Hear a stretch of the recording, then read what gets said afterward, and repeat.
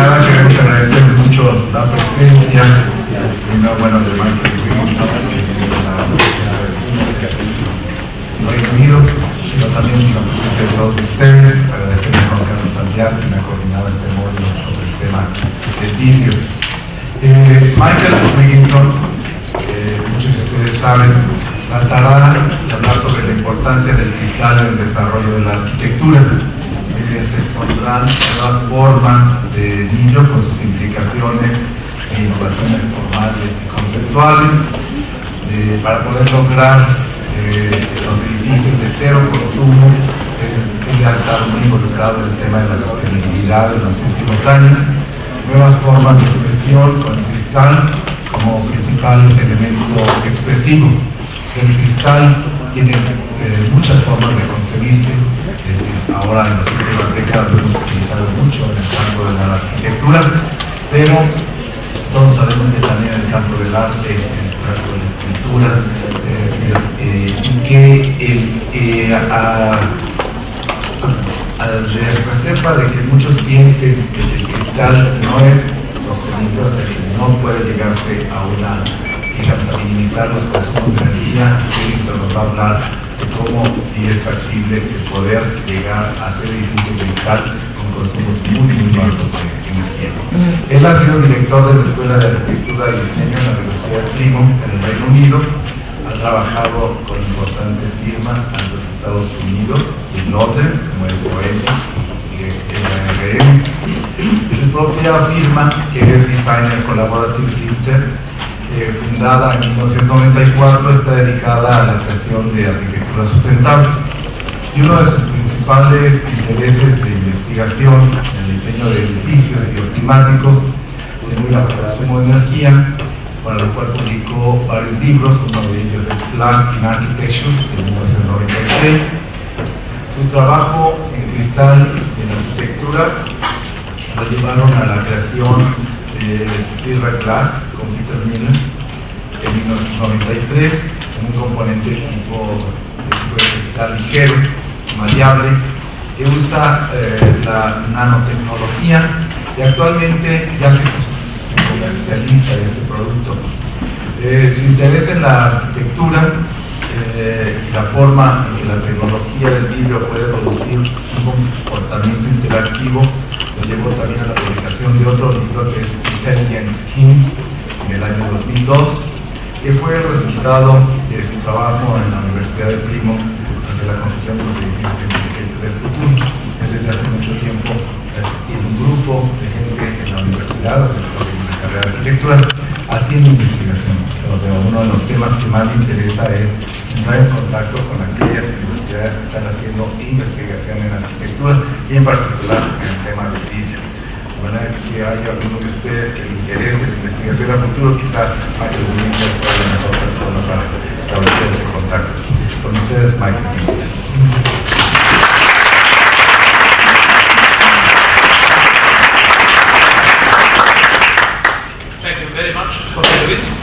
Gracias, José Luis. No tengo una idea de lo que has dicho, desde luego, pero te prometo que todo lo que tú hayas dicho, pues puede ser muy bueno. A lo mejor es cierto, pero bueno, a lo mejor también es como un poco de basura. Esto va a ser una aventura para nosotros porque ustedes no saben lo que voy a decir, ni yo tampoco. Mi idea sobre dar una plática es un tipo de extemporización de un tema que se llama vidrio. Y está dirigido por las imágenes que ahora ya tenemos aquí. Y voy a hablar un poquito sobre este maravilloso material. Quisiera ponerlo en dos contextos antes de empezar la plática. Primero que nada, aunque yo soy profesor de arquitectura, soy arquitecto, que creo que es mucho más importante. Y la construcción de edificios, que yo sé que ustedes todos trabajan en eso, es algo que es muy precioso para mí, y el proceso de diseño es lo que yo participo principalmente. Yes.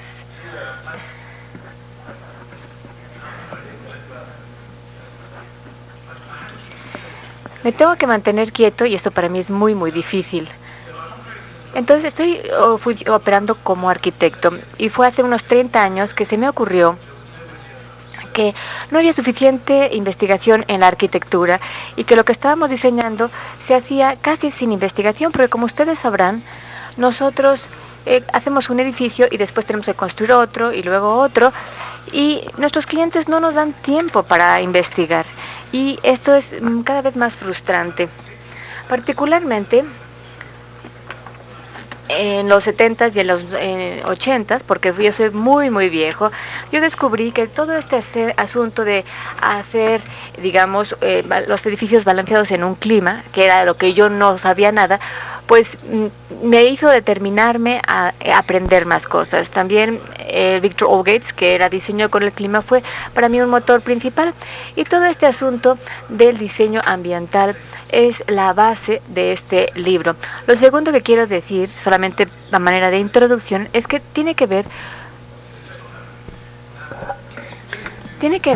con la naturaleza de la interacción entre los materiales y la arquitectura.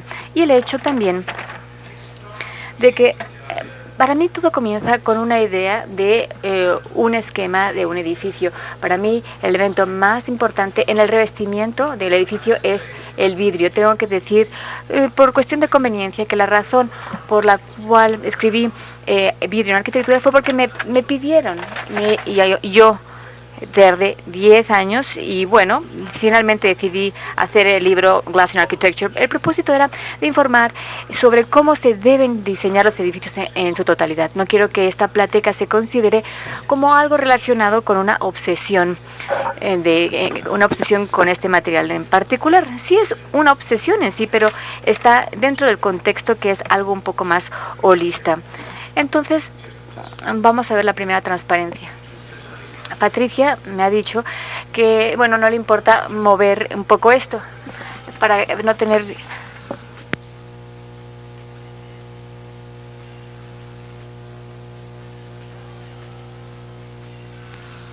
Las pláticas que veo se dan generalmente en la oscuridad y la gente se duerme.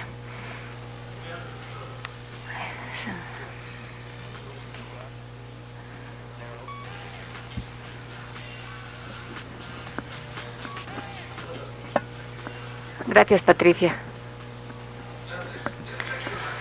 Esta plática sobre el vidrio va a hablar en un orden, como van a ver, de imágenes. Va a tratar también sobre la historia.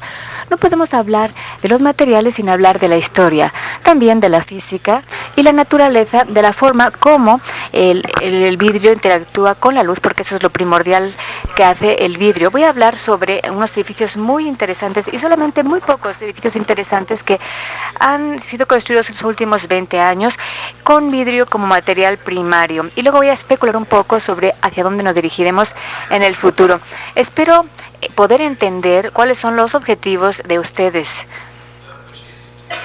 que es usar la información y algunas de las ideas que se presentan para pensar en cómo ustedes pueden ir progresando en sus construcciones, y dependerá de ustedes decidir si el tipo de discusión que vamos a tener después tiene que ver con las especulaciones futuras en cuanto a materiales, que es algo muy interesante, o si tiene que ver con el diseño de nuevas construcciones, nuevos edificios, que a lo mejor tendríamos que esperar 10 o 20 años por algunos de los materiales futuros, pero voy a tratar de cubrir todo lo que puedo, desde luego que nada más considerando que tengamos una hora.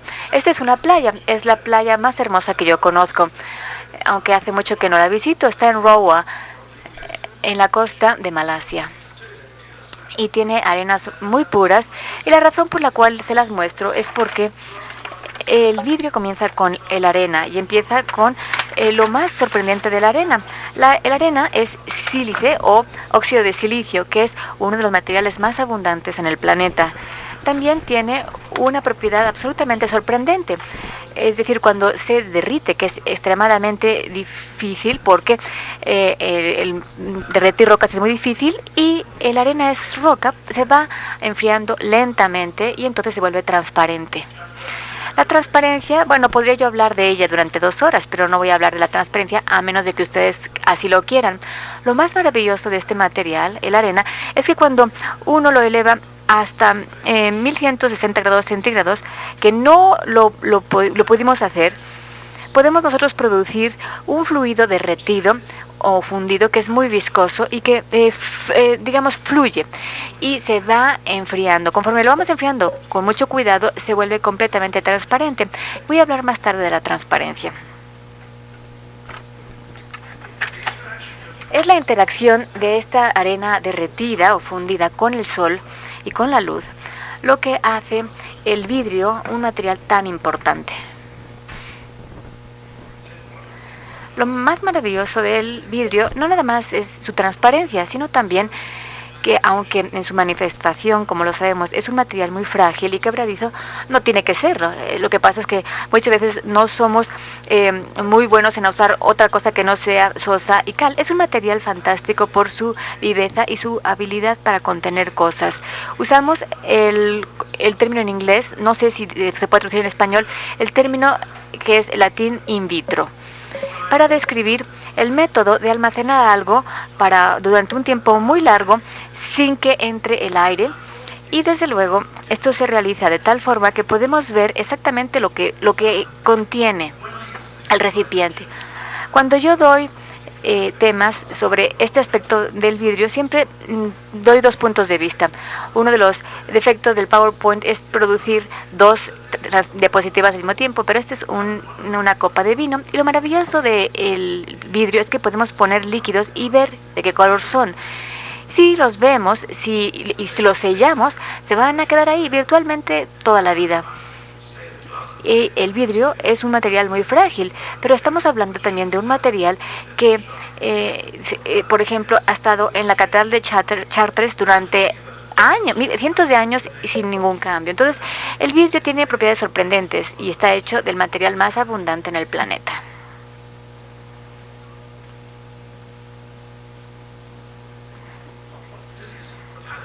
Este es un palacio en Katmandú. Si ustedes vivieran en un mundo sin vidrio, particularmente en un clima hostil, se darían cuenta que sería muy difícil poder producir ciertas cosas que requiere un edificio. Por ejemplo, una vista, privacidad, luz, la habilidad de mantener la lluvia afuera. Son cosas extremadamente difíciles de lograr a menos de que tengamos vidrio. Y conforme vamos viendo este palacio de Katmandú, podría dar algunas fechas. El vidrio fue descubierto hace 4.000 años, pero se tardaron 3.000 años para que realmente se pudieran hacer pequeños lingotes de material transparente que parecían gemas. Así se descubrió. Es decir, había... cuando alguien trataba de hacer algo, a lo mejor estaban tratando de poner algo en un horno, vean que la arena se cristalizaba, se hacía transparente al fusionarla. Si ustedes tienen un fuego a altas temperaturas, por ejemplo en la playa, nosotros usamos a veces cubetas de arena para asegurarnos de poder apagar el fuego. Entonces la arena es difícil de quemar y los antiguos sabían esto. Entonces es muy posible que la forma de cómo se descubrió el vidrio era porque se ponían a lo mejor hornos en las playas y material muy caliente caía. Ustedes imagínense cómo debió ser cuando alguien notaba que algo de repente brillaba abajo de algún horno de esos primitivos. Yo no quiero hablar mucho sobre la historia del vidrio, pero se llevó mucho tiempo, como 2.000 años, para que la gente fuera desde el punto de donde se descubrió hasta donde ya se diera cuenta la gente que si uno ponía un tubo en este líquido derretido, pues se podía derretir aún más y se podían soplar burbujas y se ponían al final de una varilla metálica, se podía girar y formar pues un plato o algún otro utensilio. La gente se dio cuenta que al hacer, también era posible hacer el vidrio plano. Los egipcios no lo hicieron, pero los romanos sí. Entonces cuando Pompeya existía, los platos de vidrio se fabricaban ya. No eran muy transparentes, pero sí permitían el paso de la luz y esto era muy útil. se llevó como 1000 años para que el vidrio realmente llegara desde el punto donde la gente hacía hojas o platos a que fuera ya útil en los edificios. Y la razón de esto era que se descubrió en Asia Menor, en Palestina o Siria, probablemente Siria. Francamente, tratar de mantener la lluvia o el viento no era un problema. El clima, donde se descubrió el vidrio, era un clima que no requería de ventanas de vidrio. La ventilación era lo más importante como una característica ambiental. Así que el vidrio empezó a ser útil hasta que hubo la necesidad de cubrir y recubrir edificios que de otra forma iban a ser muy oscuros. Katmandú, desde luego, es un lugar maravilloso. No sé si ustedes lo han visitado, pero probablemente algunos sí. Es un lugar maravilloso. Sin embargo, no hay vidrio en ninguno de estos edificios ya antiguos. El vidrio realmente empezó a adquirir importancia en Europa del Norte. Y la razón de esto era que grandes edificios se estaban construyendo en el periodo medieval por probablemente la agencia más rica de construcción, son las iglesias católicas, que se construyeron esas iglesias a mitad de la Edad Media. Esta no es de la Edad Media, pero esta es la capilla de Enrique VII en la abadía de Westminster. Entonces, esto simplemente está al otro lado de la House of Parliament, la Casa del Parlamento. Y después dije, bueno, me voy a arriesgar a ver si no me detiene la policía al hacer algunas fotografías. Lo que quiero mostrar con esta fotografía es que es una característica del vidrio de ese periodo. Por fuera solamente podemos ver que es vidrio. No todas estas bases de piedra complicadas están vidriadas, muchas están rellenas de piedra y el vidrio apenas es visible porque está brillando la luz. Es totalmente no transparente, es decir, no tiene ninguna transparencia y era realmente bastante inútil para poder ver a través de él, pero no es por esto que lo usaron los arquitectos. Por esto es por lo que lo usaron los arquitectos. Lo usaron principalmente porque, como ustedes saben, ya que ustedes todos comprenderán la historia de la arquitectura, el estilo gótico era el resultado de que los arquitectos, las abadías, los obispos querían hacer edificios muy grandes con tramos muy espaciosos. Si uno va a hacer esto con la piedra, pues estaríamos esencialmente una estructura en compresión y podríamos tener unas brechas grandes entre las piedras y entonces el edificio era muy pesado. Entonces el edificio gótico tenía que mantener estos grandes espacios entre las estructuras de piedra con algo que manteniera también a los elementos fuera. No estaban interesados en ver hacia afuera porque ese no era el propósito principal de tener una catedral o una gran iglesia, pero querían permitir que pasara la luz y de manera llena de color, como en Chartres, por ejemplo, que es probablemente el contenedor más importante de vidrio en la Edad Media. Y fue quemada en el siglo XI y se fue reconstruida en el siglo XII con grandes cantidades de dinero que fueron aportadas por todos, incluyendo el rey de Inglaterra, quien estaba en guerra con Francia, pero este era un edificio tan importante que el rey le dio a los enemigos, aunque querían destruir a los enemigos, pero querían mantener esta catedral. Conforme el desarrollo del arte gótico y sobre todo de los vitrales góticos se fueron llevando a cabo, las construcciones fueron cada vez más y más grandes. Hay 2 grandes ventanales en Inglaterra y este es uno de ellos. Esto se llama en la Catedral de Gloucester. Y esto es muy sorprendente, este tipo de trabajo, porque es un trabajo que nunca se podría realizar actualmente. Este ventanal es del tamaño de una cancha de tenis y cada tamañito de vidrio, y todos son iguales, de igual está en York Minster. Y cada pedazo de vidrio tiene una medida de 35 milímetros cuadrados. Hay miles y miles de pedacitos y todos se han armado adecuadamente, primero planos en una gran mesa y después con un gran esfuerzo se pulieron. Es una obra de arte. Vamos a ver la siguiente fotografía. Aquí podemos ver, una de las cosas que podemos ver es cómo esto está fuera de sincronía. La arquitectura inglesa estaba fuera de sincronía con la arquitectura del sur de Europa. Este es la capilla de King's College en Cambridge, que fue donde yo estudié, y fue vidriada a principios del siglo XVI, en donde el Renacimiento pues ya había empezado desde hace 200 o 300 años en Europa del Sur. Así que Inglaterra estaba 300 años, digamos, retardada. Pero en términos de estilo también esto es cierto. Esto la mayoría de la gente considera un edificio perfecto. No sé si ustedes conocen el King's College Chapel, pero es maravilloso, es muy muy preciso. Y este es un acercamiento de cómo el vidriado se realizó aquí. Las barras de hierro que tienen plomo torcido, bueno, pero se llaman columns y tienen, digamos, pequeñas, tienen forma ovulada y se pone en la base del dibujo. Si ustedes pueden imaginar, el hacer esto, este emplomado en una cosa tan grande como una cancha de tenis y después darse cuenta de que no se tenía la tecnología que era necesario para esto, pues era una obra monumental.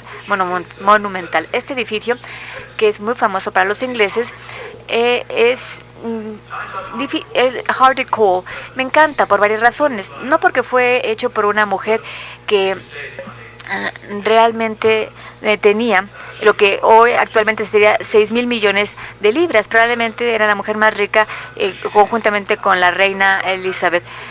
Y se casó 3 veces y después, bueno, pues obtuvo mucho dinero. Terminó este edificio extraordinario que por Roger Bacon se llamaba, que era más vidrio que pared. Se mide es un 40%, pero este es un ejemplo maravilloso de cómo si uno es extremadamente rico, uno usa el vidrio para demostrar exactamente cuán rica era la gente, porque no solamente la gente muy muy rica podía darse lujo. Esto se hizo en 1582, Robert Smithson fue el arquitecto y fue 60 años después de el King's College Chapel. No sé si es un edificio renacentista, pero sí es un edificio simétrico y tiene piedra, vidrio y es muy bello. Es bueno estar allí porque, bueno, a lo mejor es un poco débil porque es por el tipo de arena que se ha usado, más bien el tipo de piedra arenisca, pero lo importante es el vidrio. Ambientalmente ha sido también una gran tontería hacer esto. Este edificio, que tiene mucho vidrio, está en Durbridge, en Inglaterra. Yo hablé con mi esposa ayer y dice que está nevando. Y esto es sorprendente. Yo vivo en Devon y es poco común. En Derbyshire sí nieva mucho y en invierno imagínense estar allí en un edificio hecho de piedra con vidrio, en donde la única forma de calefacción era una chimenea. Entonces era realmente muy difícil vivir en un edificio de ese tipo. También en Inglaterra hay grandes problemas en el verano porque puede llegar a ser muy caluroso, sobre todo en este lugar. Y solamente nos tendríamos que mover en distintas partes del edificio durante distintas temporadas del año para estar más cómodos. Entonces, por eso es un monstruo de edificio. Yo siempre le llamo el Lloyd's Building de su época. Y cuando yo hablo del edificio Lloyd's, significa que se gastó muchísimo dinero para construir este edificio y para probar que la gente era rica. Es lo que probablemente Lloyd's ha hecho actualmente. Lo interesante para mí sobre la forma como la arquitectura se realizaba con mucho vidrio en la parte norte de Europa en el siglo XVI y XVII es porque la gente no tenía conciencia de los problemas ambientales que existían cuando se usaba tanto vidrio. Lo maravilloso de Europa del Norte es que es muy difícil pues cultivar ciertas plantas exóticas, y la gente que descubrió cómo hacerlo eran los que tenían invernaderos y tenían la visión opuesta de Robert Smithson. Lo que ellos querían hacer era capturar la energía del sol y usar esta energía para asegurarse de que las plantas se mantuvieran dentro de estas casas invernadero en un ambiente que era mucho más saludable o más parecido al lugar de origen, por ejemplo Sudamérica. Y la forma de demostrar la riqueza, de hecho eso fue hecho en 1825, la forma de demostrar la riqueza de la gente de esa época no era construyendo un palacio enorme, pero sí demostrando que uno podía importar cualquier cosa de cualquier parte. Entonces palmeras y plantas exóticas se importaron a Europa en grandes cantidades, y el desarrollo de conservatorios y invernaderos tenía que ver primero con algo que los individuos les empezaron a involucrar, y luego los estados. Cuando la idea de tener, por ejemplo, la horticultura era como un tipo de ciencia, se volvió muy importante. Ahora continuamos. Cualquiera que tenga un instinto estructural va a ver que aquí hay algo muy peculiar en esta construcción. Si yo les muestro esto a los estudiantes, bueno, ustedes son colegas, no son estudiantes, pero yo cuando se los muestro a estudiantes más jóvenes, siempre les pregunto qué es lo peculiar de esta construcción, y luego ellos me dan respuestas, pero como que nunca le dan, porque aquí no hay una estructura visual. Este edificio es un revestimiento en tensión, en esfuerzo, diseñado por un arquitecto. Bueno, no un arquitecto, en realidad era un jardinero, no tenemos idea de su nombre, pero fue construido en la forma más extraordinaria. Todos los esfuerzos de una parte a otra se transferían digamos, por las siguientes piezas. Vean cuán sorprendente es esto. Es muy, muy ingenioso. La distancia entre estos molientes de metal es de 125 milímetros, no es mucho. Y ustedes pueden ver que el diseño de este edificio, porque realmente es un diseño, no nada más se inventó, pues se decidió que la mejor forma de asegurarse de que la lluvia no cayera sobre las partes metálicas era formándolas para que el agua cayera hacia el centro. Y esto es una generación maravillosa de estética, exactamente de la forma adecuada. Y desde luego, para mí, esto es una de las obras maestras más maravillosas de los tiempos.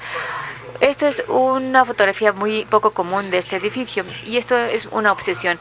Es la Palm House of Kew, por Richard Turner, que era ingeniero. Y lo interesante de esto, fue diseñado en 1845. Lo interesante de este periodo es que mientras los arquitectos estaban pues muy ocupados pensando si tendría que ser un estilo casi gótico o neoclásico en la parte del norte de Europa, los ingenieros pues empezaron desde cero.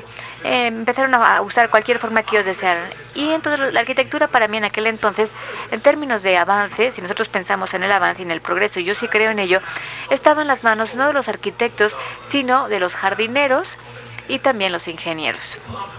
La Palm House fue construida para, pues sí, guardar palmeras. Y lo extraordinario de esta fotografía, bueno, creo que tengo como 80 fotografías de Palm House, porque yo pasaba por ahí siempre en distintas épocas del año y siempre se veía distinto. Y son las imágenes de esta construcción que se ve como algo como encuentros del tercer tipo. Ustedes pueden ver que tiene un aspecto fantasmagórico porque no hay plantas ahora. Todas las plantas se salieron cuando se reemplazaron los vidrios. Y eso fue hace como 20 años. Y ahí, hace 20 años se tomó esta fotografía. No quiere decir que no haya transparencia. Vean lo que quiero decir yo. Yo no resistí simplemente poner 3 transparencias de Palm House, la casa de las palmeras, para demostrar cómo para mí la arquitectura estaba en las manos de los jardineros y los ingenieros. Es un trabajo sorprendente. Ustedes a lo mejor, por la forma como yo me expreso, a lo mejor sabrán, bueno, como yo me expreso los arquitectos, ingenieros y jardineros, a mí me parece que los arquitectos pues estaban un poco perdidos a mediados del siglo XIX. Yo no apoyaba mucho lo que se hacía. Las siguientes dos construcciones son el resultado de competencias que se establecieron en Inglaterra en unos años de distancia. Probablemente es uno de los iconos más famosos de Inglaterra, que es la Casa del Parlamento, House of Parliament, que fue hecho en un estilo neogótico. Y había también, bueno, bastantes buenas competencias para hacer en el estilo neoclásico.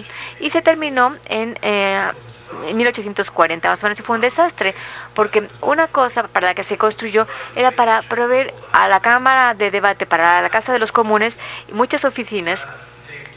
Y los diseñadores realmente no sabían cómo diseñar esta cámara y querían producir algo donde la acústica fuera tan buena que pudiera oír, pero nadie oía a lo que los demás decían. Entonces es un edificio que realmente pues es un gran icono, pero realmente está fuera de todo raciocinio. Y lo importante desde el punto de vista histórico, sobre el tema de lo que estoy hablando esta tarde, es el edificio que vamos a ver a continuación. Se dijo que la conversación se llevó a cabo, desde luego no sabemos, pero la conversación se llevó a cabo entre uno de los miembros del Parlamento que estaba sufriendo en la Cámara de los Comunes y Paxton. Paxton era un MP, él había sido jardinero en Daversham, que es muy cercano a donde yo vivo, y él también estaba... era un hombre muy inteligente, trabajaba de todo tipo, jardinería, en trabajo de todo tipo, jardinería, construcción, y hizo también una casa de vidrio en Chatsworth, que fue desde luego derrumbada porque era demasiado caro su mantenimiento. Esta conversación fue muy buena, si es que realmente sucedió así. La historia va así. El miembro del Parlamento, el MP, que es miembro del Parlamento, estaba trabajando con Paxton y le dijo, hay un problema en la Casa de los Comunes porque los arquitectos, Parham y Pugin, habían diseñado el edificio que no funcionaba, la acústica no funcionaba, y en aquel entonces, más o menos fue en 1850, había una gran competencia.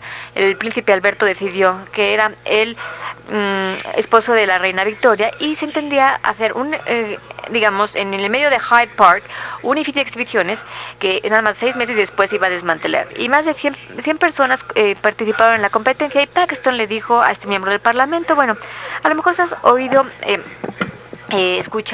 has oído de los problemas de la casa de los Comunes, pero no sé si has oído que en el London News dice que quieren hacer una construcción de una sala de exhibición, más o menos para el 51, y las construcciones, si la construcción es buena, no se van a poder desmantelar.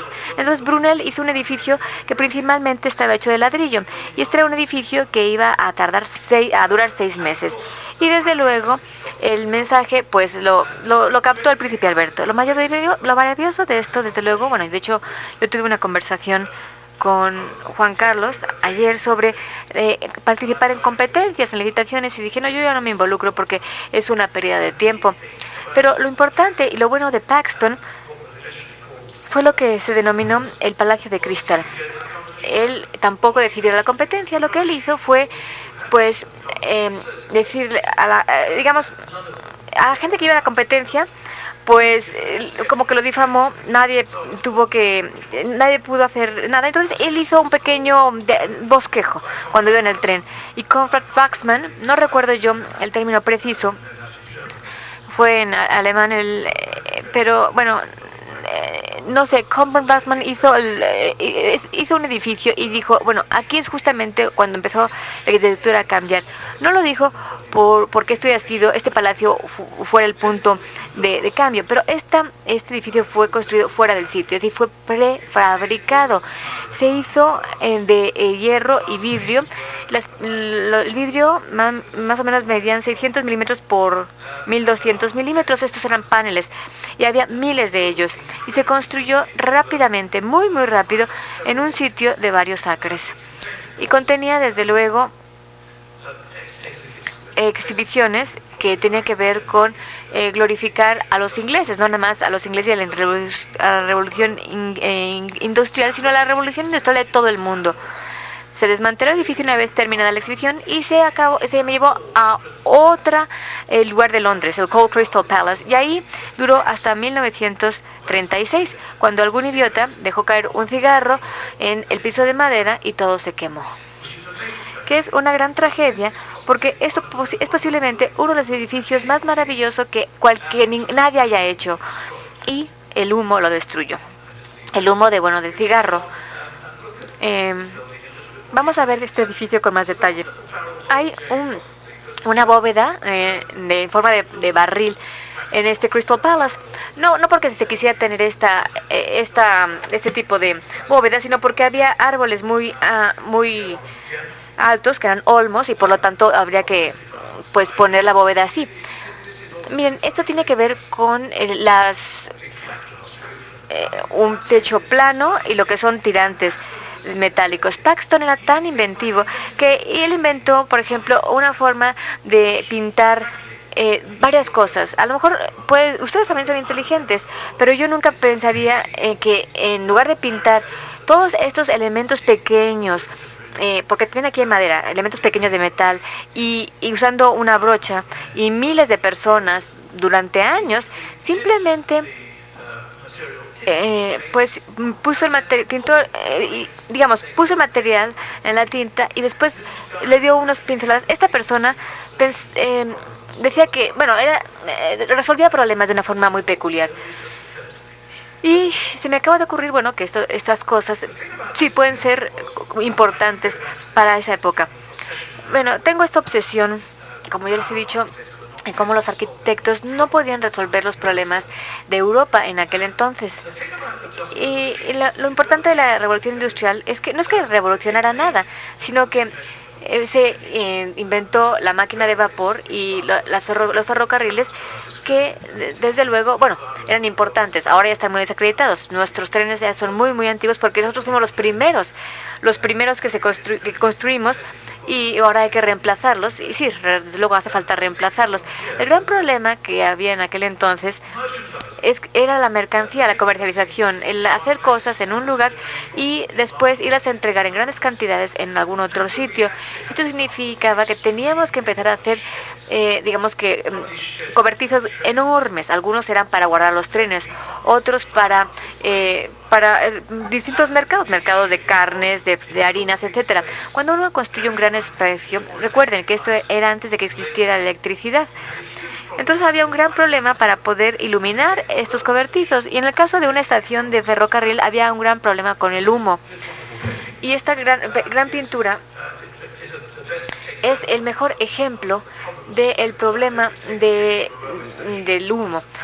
Por ejemplo, Pancras Snow tiene un gran arco, pero lo que ustedes pueden ver en las pinturas es que había muchos trenes eléctricos o de diésel, y uno se olvida porque estos edificios realmente, bueno, actualmente, pero ahora no nos percatamos de que en la antigüedad los techos tenían que ser enormes para que hubiera ventilación. Entonces, si ustedes ven, por ejemplo, muchas de las estaciones londinenses, pueden ver edificios neogóticos o neoclásicos en el frente, que era el tipo de tendencia arquitectónica. Y después a los héroes iban atrás, que eran los grandes arcos.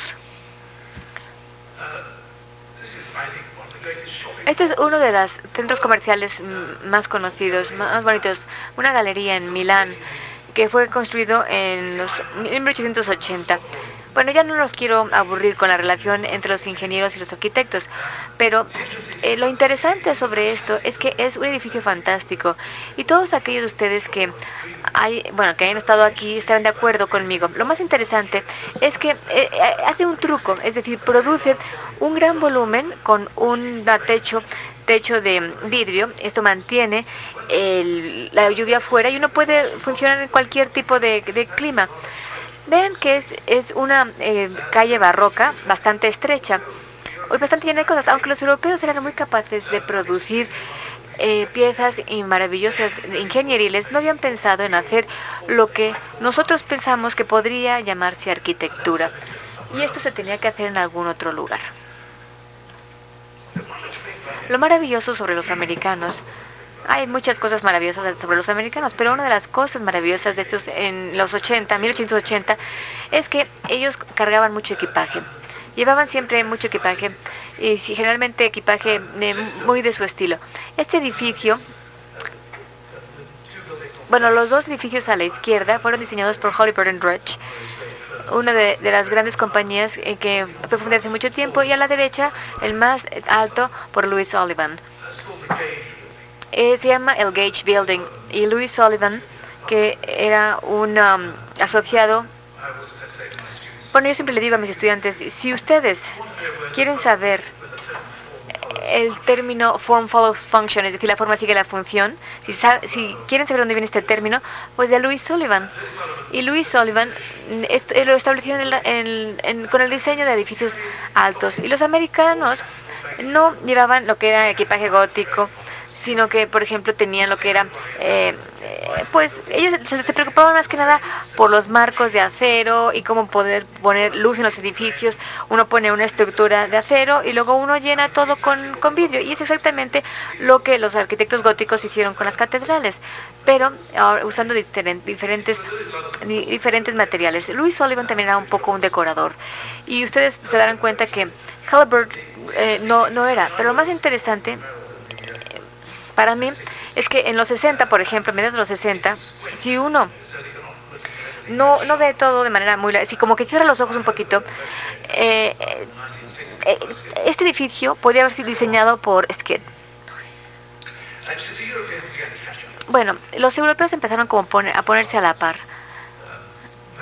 Este es un edificio de correos en Viena, diseñado en 1904. Este era lo que estaba pasando en Europa, en donde el vidrio se volvió el material más importante de todos los materiales. Y esto se dijo en palabras, así como también se manifestó en construcciones. Lo maravilloso sobre el edificio de correos es que el techo y el piso también son de vidrio. Entonces, esto fue bastante claro, bastante inteligente, porque entonces el sótano tenía luz. No sé si ustedes han estado en el Correos de Viena, pero es un edificio sorprendente. Está muy, muy bien terminado. Este es otro punto, digamos, de giro en la arquitectura. Si el Palacio de Cristal fue un punto importante, un hito, también aquí lo fue. Generalmente, este movimiento empezó con mucho pensamiento, más o menos al principio de la Primera Guerra Mundial. Paul Schubert, que era poeta, lo más interesante del siglo XX es cuánta arquitectura fue dirigida por los poetas, Marinetti, por ejemplo. Pero este hombre escribió Glass Architecture, que es una serie de ensayos fantásticos. Muchos son así de largos, muy pocos son mayores que esto. Y voy a sacar uno, en 1914.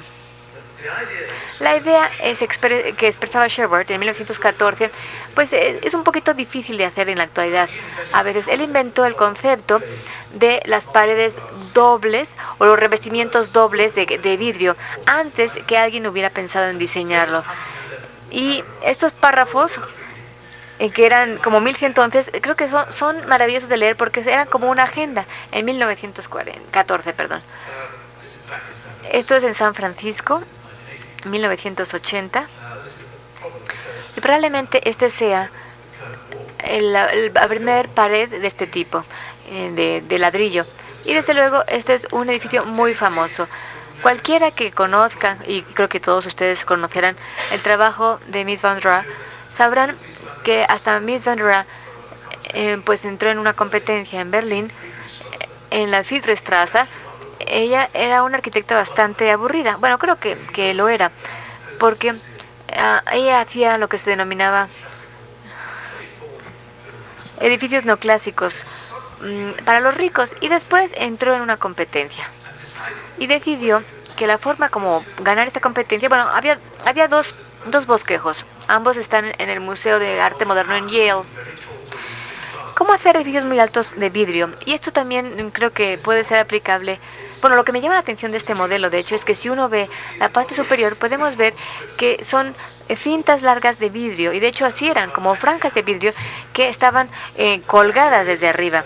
Entonces, la idea es que estas franjas de vidrio se colgaban desde la parte superior del edificio, y sí tenían que ser por partes, y simplemente iban viajando como una forma facetada. ¿Cómo adivinaste que me hace falta el agua? Muy amable. Entonces, iban de una forma faceteada. Y a mí se escribió este edificio 50 años después, y la razón por la cual lo hizo, que no tenía que ver mucho con la transparencia, aunque también era muy importante, sino tenía que ver con el hecho que si uno tiene vidrio facetado y se mueve, por el plano, entonces refleja cosas así, por sí. Y este tema creo que era algo muy sorprendente. Y también cuando uno ve a través de las esquinas de este edificio, uno puede ver directamente hacia adentro. Esto, bueno, voy a mostrarles otro edificio más tarde. Y este edificio tardó en manifestarse, digamos,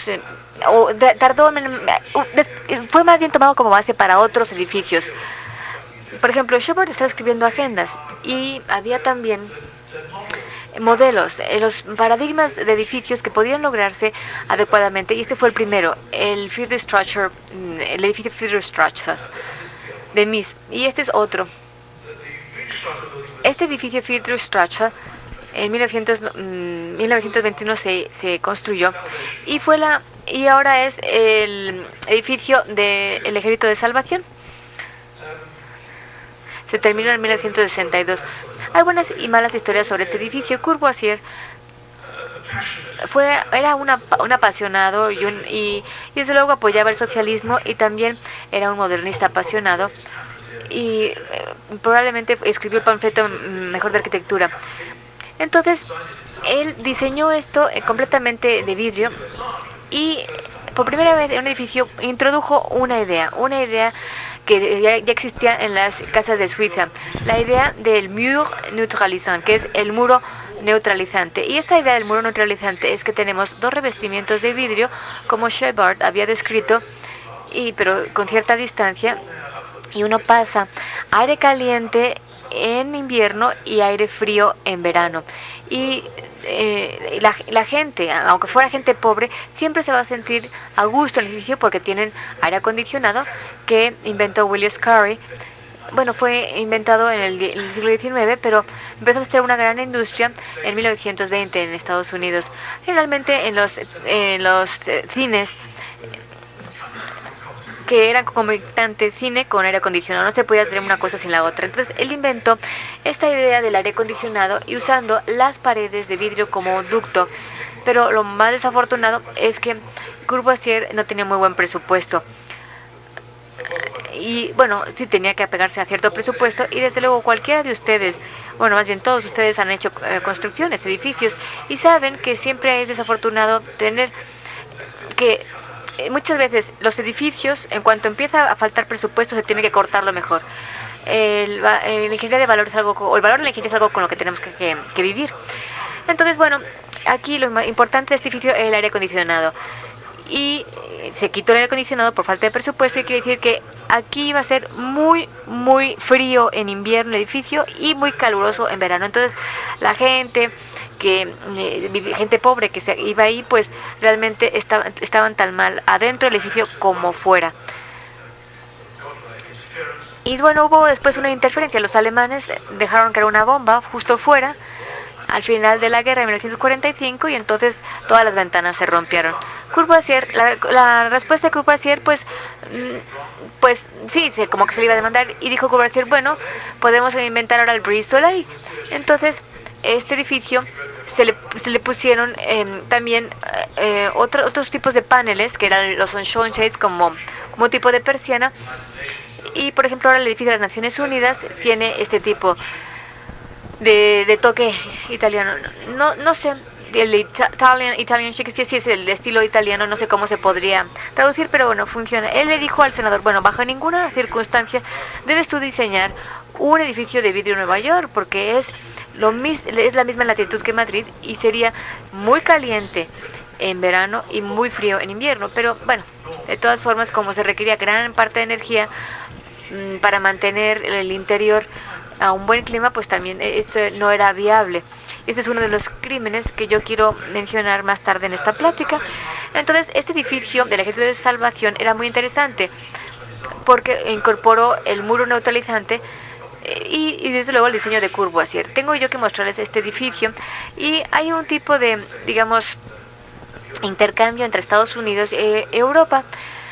Esto fue hecho por los Keck Brothers, y se exhibió en Chicago. Bueno, cuando yo le enseño a la gente estos edificios, si no lo han visto, yo les desafío que me digan cuándo fue diseñado, y pudo haber sido diseñado más o menos bueno, en los en 1960, pero se llamaba el Crystal Run, era de gente que amaba el vidrio. Y fue construido en 1930, en los 30, entonces fue maravilloso. Y hay algunos edificios que, bueno, voy a pasar por alto, pero no esta fotografía. Nadie puede tomar esta fotografía. Es una fotografía que se tomó a 2 cuadras al norte del Sidrum Building. El edificio que fue demolido, esta fotografía lo tomó un colega mío. Este edificio es el tipo de obra maestra de Mies van der Rohe en Estados Unidos. Fue puesto en servicio comisionado, no recuerdo el nombre, pero era el que tenía el presidente de la compañía Seagram's de whisky. Y él dijo, quiero el mejor arquitecto en el mundo para que diseñe mi edificio de oficinas. Y Philip Johnson dijo en aquel entonces, que eso no lo hubiera dicho 30 años después, no dijo, lo voy a hacer yo. Dijo, bueno, le debe de dar este trabajo a Mies van der Rohe. Y Mies van der Rohe no había construido mucho. Recuerden que él nació en 1886, como que tendría la misma edad que yo ahora. Y este edificio fue hecho en 1950, en los 50. Y todos nosotros, los de mi edad, pues ya hemos hecho algunas cosas buenas, pero hemos vivido mucho tiempo. Bueno, quiere decir que este edificio fue sorprendente, ya que tiene un revestimiento de vidrio. Y lo sorprendente fue porque Mies decidió hacerlo de bronce. Y hay una historia maravillosa que dice que este edificio se tiene que limpiar con jugo de limón. Yo no lo creo, pero esto demuestra el grado que él apasionado de los materiales. Y también hizo algo muy importante, sobre todo cuando uno habla de estas cosas. Decidió que si uno va a tener un edificio donde el metal fuera de bronce, también las ventanas tendrían que ser de bronce. Entonces, alguien, no sé si fue él o alguien más, no sé el final de la historia, debo de tener mucho cuidado en una plática como estas para no pretender saber algo que no sé, pero hubo una conversación de cómo hacer vidrio con bronce. Se hace primero un vidrio entintado, es decir, se pone mucho óxido de hierro en el material vidriado y se le agrega selenio con otros químicos también.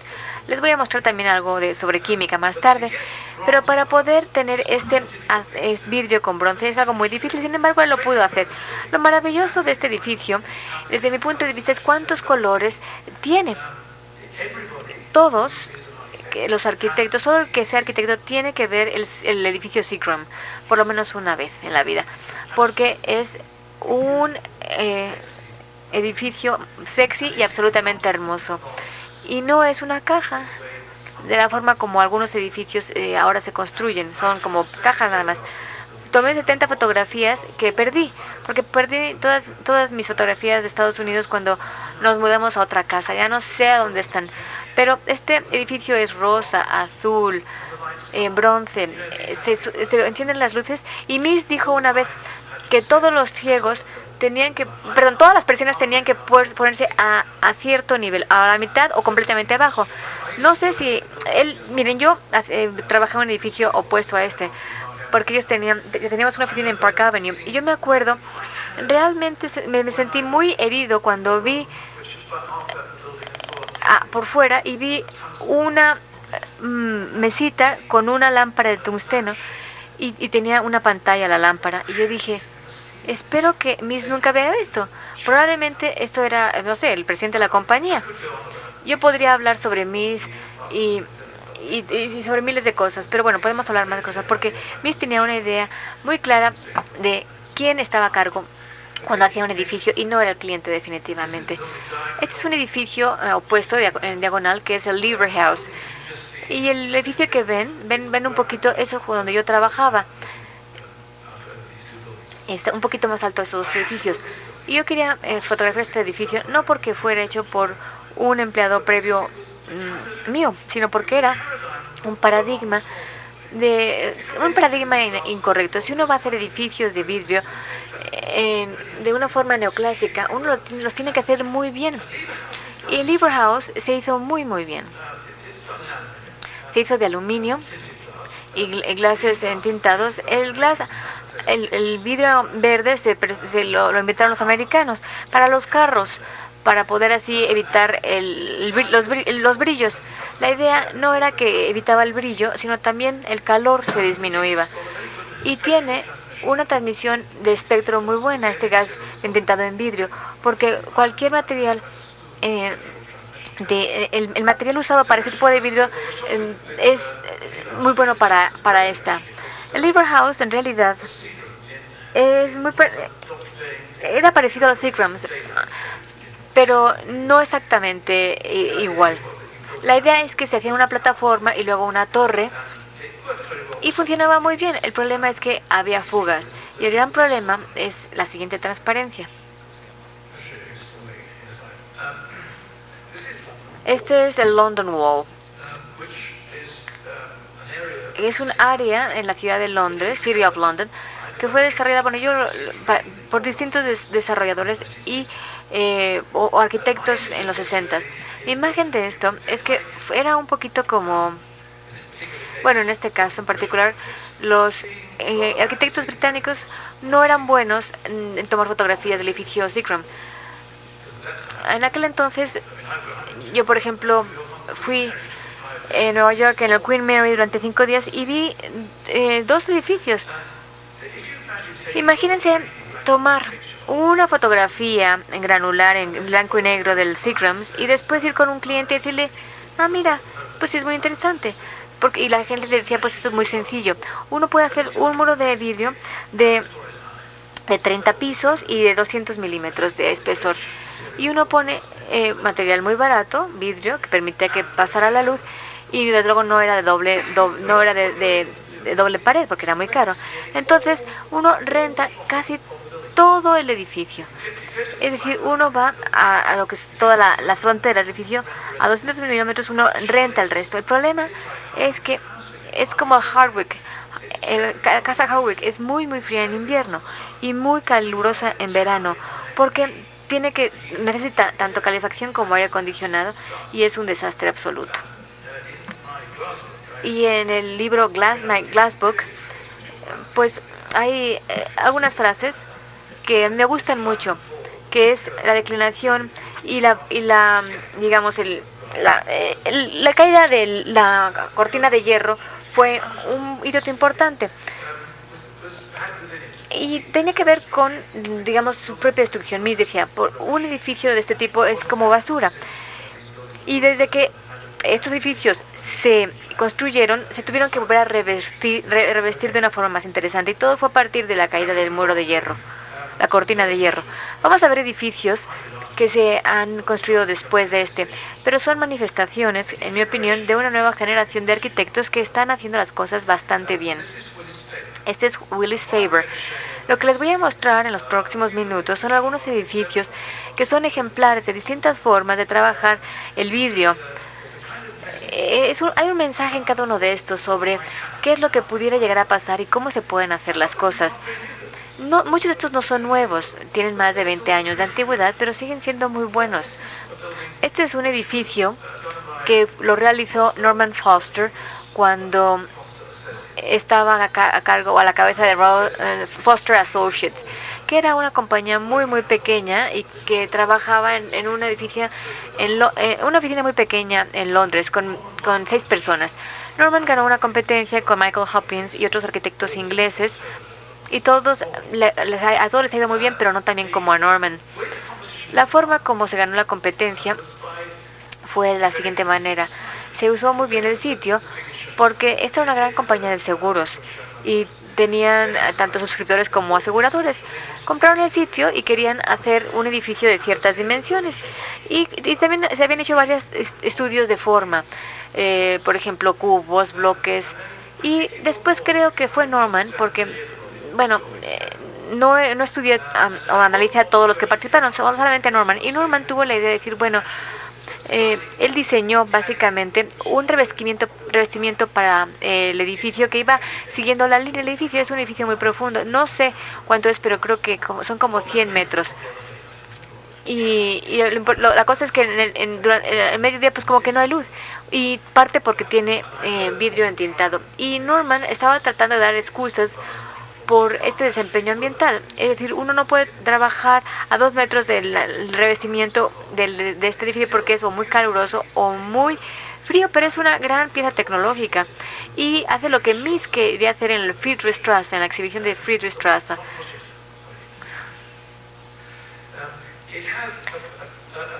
Tiene una placa en la parte superior del edificio y el vidrio está suspendido. Hay como que agujeros perforados en la placa superior.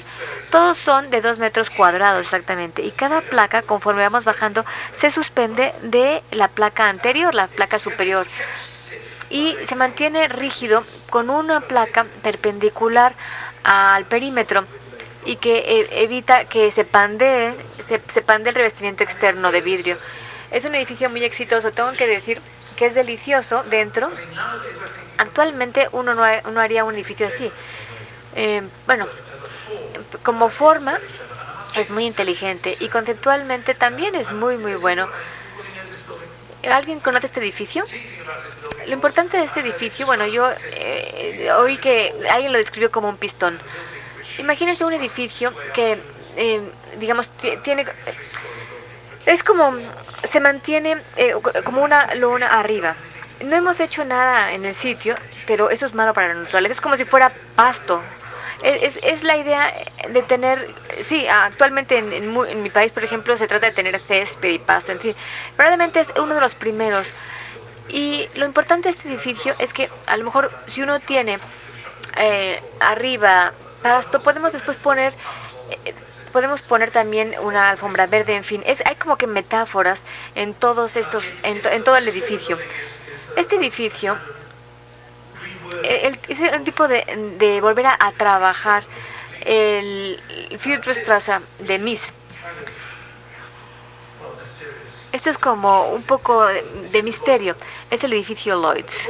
El edificio Lloyds, que fue diseñado por Richard Rogers, bueno, realmente fue por John Leanders, es una pieza de ingeniería fantástica. Ellos ganaron una competencia y el segundo lugar pues se molestó muchísimo.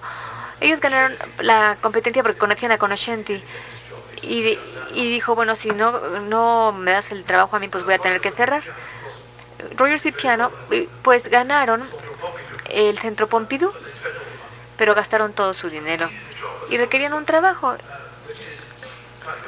Y bueno, era una buena idea. Lo maravilloso de este edificio es que es un poquito como el tener el edificio del ejército de salvación, pero a los árabes como ingenieros.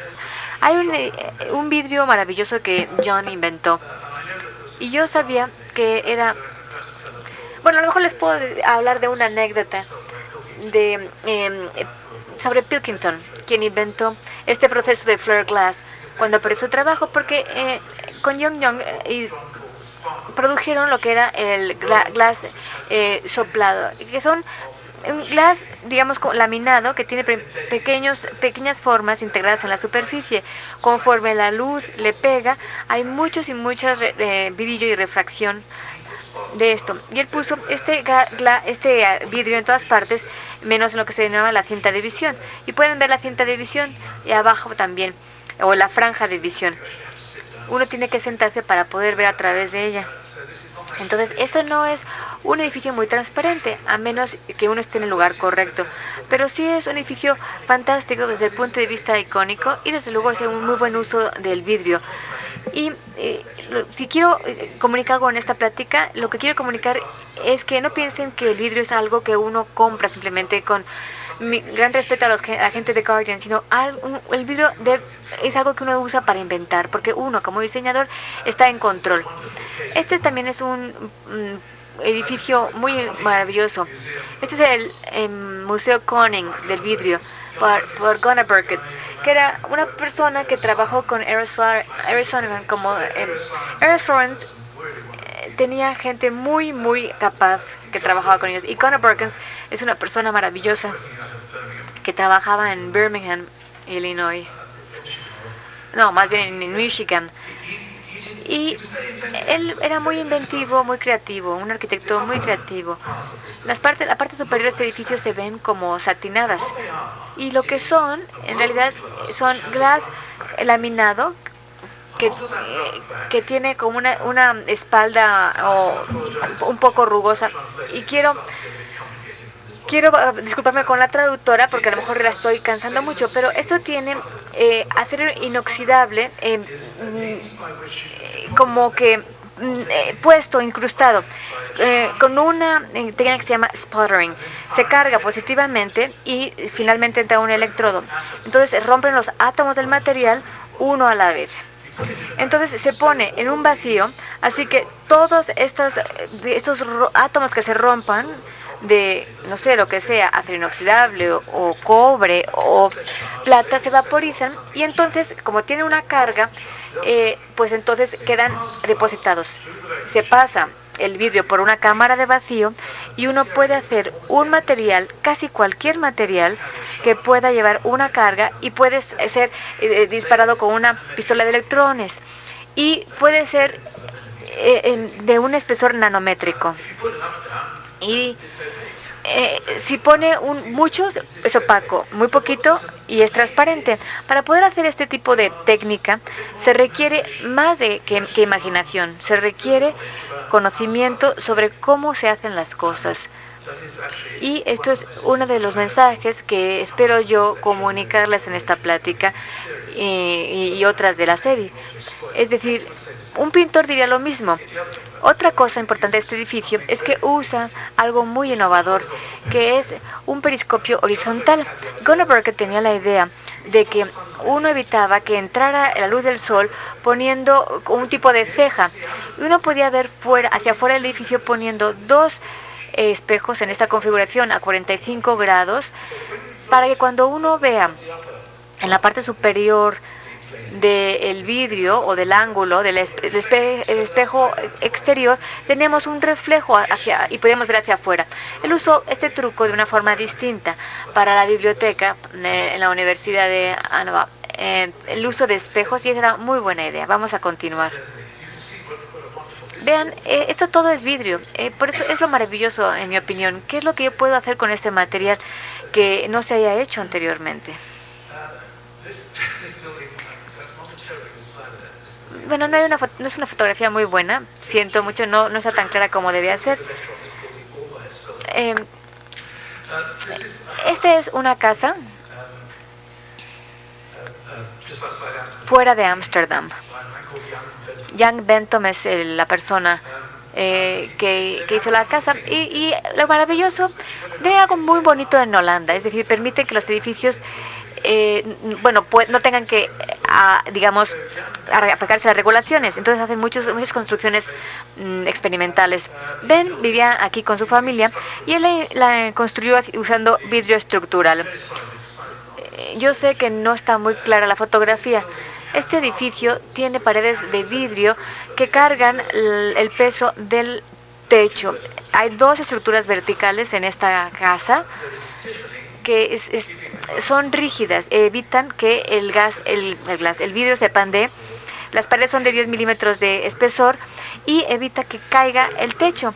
Entonces el techo está hacia abajo, tiene pequeños detalles y baja un poquito para mantener la pared. Y la pared es la que carga el peso del techo y no se pandea la pared porque está rigidizada. Young no está ahí cuando yo visité la casa. Y la razón por la cual, había sido es porque, sabía que yo iba a ir para allá. Pero su esposa sí estaba con su bebé y era febrero y hacía mucho calor y le dije, ¿qué pasa en verano? Y dijo, sí, se calienta mucho la casa. Y digo, ¿y qué hacen? Abrimos la puerta. ¿Y qué pasa si llueve? Ese es un problema. Y muchos de estos edificios son experimentos para poder resolver el problema en donde uno elimina todos los problemas. Uno dice, no vamos a resolver los más problemas, sino uno solo. Y uno piensa que a lo mejor estos edificios son algún tipo de experimentos con algún aspecto de alguna cosa. Si vemos ese aspecto podemos aprender. Vamos a continuar. Esto es maravilloso. Ya le he dicho a un par de personas cuando yo llegué que no iba a dar una plática sobre el vidrio para todos aquellos que querían hacer edificios de vidrio estructural, porque yo no creo en ellos. Creo que es importante usar el material y darle el mejor uso al material. Pero yo tenía que mostrarles el trabajo de Tim McCallum. Tim es el hombre que probablemente lo conozcan ustedes. Usted trae un libro, ¿no? Usted me prestó un libro que tiene una entrada curva en una estación del metro en Japón. Tim pues ha estado trabajando, ha hecho estructuras de vidrio que no requieren nada más. Es decir, las columnas y las vigas son de vidrio y las paredes también. Y podemos ver que esta es una estructura de columna y viga con un techo de vidrio. Si a ustedes les gusta este tipo de cosas, bueno, es maravilloso. De repente alguien debe de hacer algo de este tipo, y Tim lo hace. Realmente yo no estaba muy de acuerdo con ese tipo de construcción. Y Tim una vez me dio una plática y luego yo le di otra en Illinois, en tecnología, porque somos colegas, pero no hablo mal de él. Pero la dificultad para mí es que para poder hacer que esos edificios funcionan, y bueno, les voy a explicar cómo funcionan, son multilaminares. Si yo puedo, por ejemplo, si yo tuviera un lugar para dibujar, lo dibujaría, pero imagínense una serie de hojas de vidrio que se mantienen y como un poco así deslizadas. Y hay una muesca para mantenerlas, para que una encaje en la otra, en la vertical, en la brecha vertical, y luego se sellan con resina. Uno puede hacer una junta bastante apretada, pero el problema es que no podemos hacer piezas muy grandes. Una de las cosas emocionantes sobre el vidrio es hacer piezas muy grandes para no tener interrupción. Aquí hay, en un edificio de este tipo hay muchas interrupciones, y creo que el problema es también los enlaces de resina. Pero esto es maravilloso. Es como el de Young Menton. Estos son algunos edificios que yo he tratado de hacer, y yo lo decidí en el último momento, pues meter algunas de estas, porque algunas pues son muy buenas como para dar una plática sobre el vidrio y tratar de explicar qué es lo que trata de hacer uno. Esta fue una competencia que de hecho ganó. Nosotros diseñamos 3 veces esto para tratar de bajar el costo. Bueno, primero se decidió no construirlo. Es decir, de 1986 al 94 quedó este diseño en la oficina. Y les puedo decir a todos que la mejor forma de ganar dinero es no construir, sino simplemente tomar muchos proyectos y llevarlos a tal punto a donde casi se construyen. Porque si nosotros, por ejemplo, hiciéramos la estructura de la RBA, podemos tener el 60% de la comisión sin riesgo. Pero de eso no se trata, ¿verdad? Lo interesante de este edificio, desde mi punto de vista, es que es un edificio que era para reemplazar uno existente junto al Buckingham Palace, al Palacio de Buckingham. Y es un edificio muy notable, se puede ver, tenía un gran frente que daba al sur oeste. Y voy a empezar a hablar de algunas de las cosas que quiero yo mencionar, que son interesantes mencionar ahora más adelante. Es la idea del clima, construir de acuerdo con el clima. Bueno, una de las fachadas da al suroeste, entonces hay un gran problema para mantenerlo fresco, aún en Londres.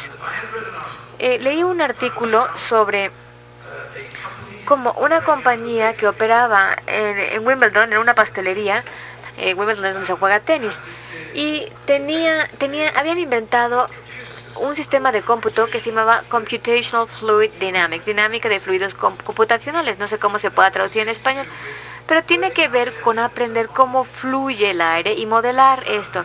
Esta compañía había hecho el sistema de calefacción para la BMW. Para la gente que puede darse el lujo de comprar uno, pues deben de asegurarse de que todo el auto se caliente o se enfríe en todas partes. Entonces el flujo de aire dentro del auto es terriblemente importante.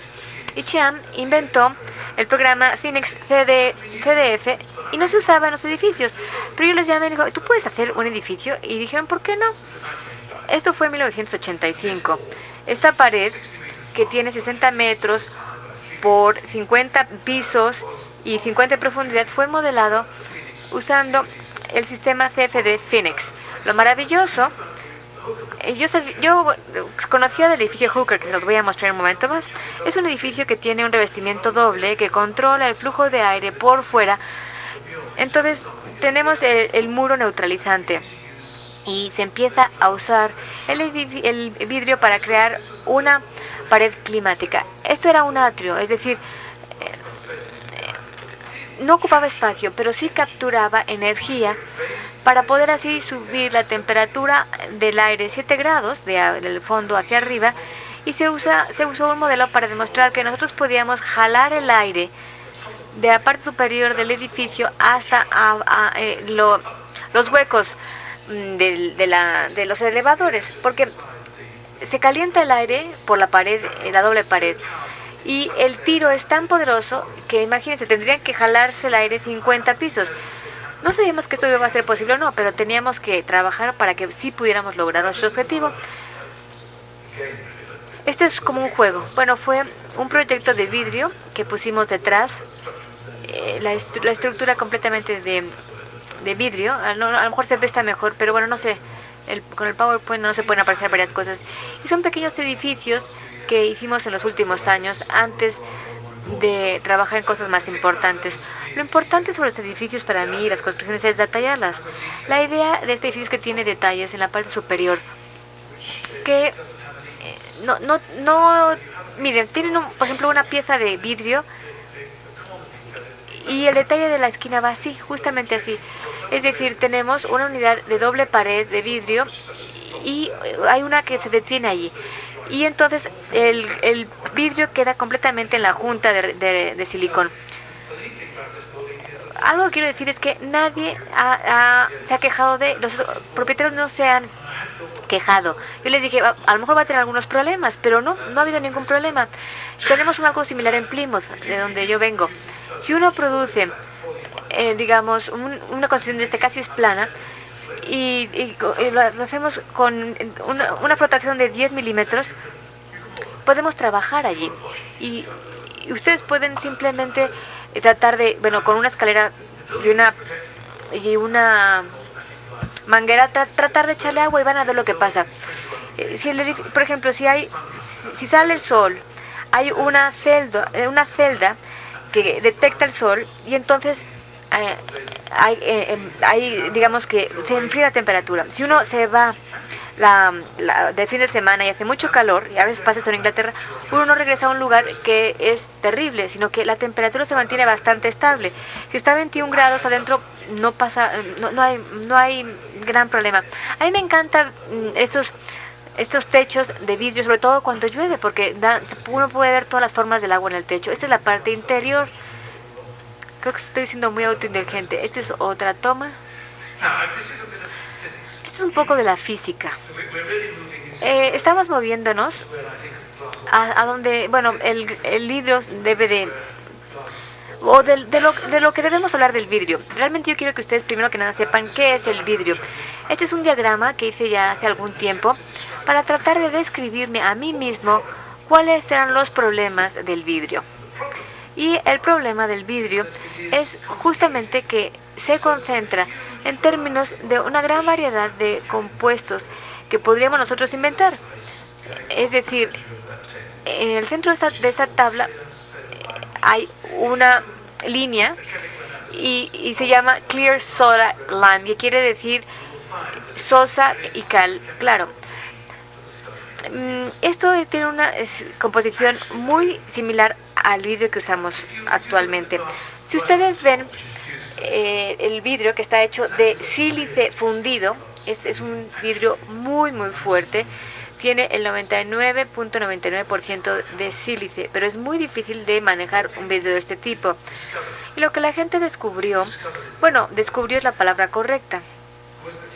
Es que si uno tiene ciertas impurezas en el vidrio, uno puede hacer algunas cosas que son muy útiles. Bajar el punto de fusión, evitar que haya burbujas, y conforme pasamos de permitir que esto suceda, porque miren, si hay un fuego que tenga carbón, tiene algunas impurezas que van a entrar en contacto con el vidrio y eso ayuda, de hecho. Pero no nada más se trata de química. Si uno trabaja, por ejemplo, si uno trabajaba en el 1000 antes de Cristo, uno sabía si lograba hacer vidrio o no. Se requiere desde luego de conocimiento químico y tuvimos que esperar 1700 años porque no existía, no habíamos descubierto la química. Bueno, cuando supimos de química aprendimos a hacer vidrio, un vidrio completamente distinto. Arriba vemos las composiciones. Estas son las composiciones de los distintos tipos de vidrio. Eso está en mi libro, la primera versión que hice algunos años. Bueno, 73% de sílice y cantidades muy precisas de otros materiales. Y si vamos leyendo de arriba hacia abajo, hay más vidrios que pueden lograr cosas más inteligentes. Todavía no he puesto la composición de los muy buenos vidrios. Los de arriba son los que nosotros usamos para hacer, por ejemplo, un foco de tungsteno. O también utensilios de cocina. ¿Por qué? Porque hay un coeficiente de expansión térmica muy bajo. Si uno puede hervir algo en material de silicio, aunque yo no lo recomendaría, pues ustedes lo pueden meter al agua fría y no se va a romper. El silicato de aluminio se hace la fibra óptica de esto. Y el plomo también tiene un índice de refracción muy alto. Entonces, si ustedes quieren hacer cristales, pueden ustedes ponerle distintos metales. Entonces, los colores es increíble. Por ejemplo, si ustedes ven el porcentaje de selenio que se ha usado aproximadamente por Corning para poder darle al edificio Seagrams ese color bronce. Imagínense haber hecho en una planta de flotación vidrio en donde el material, bueno, no sé cuántos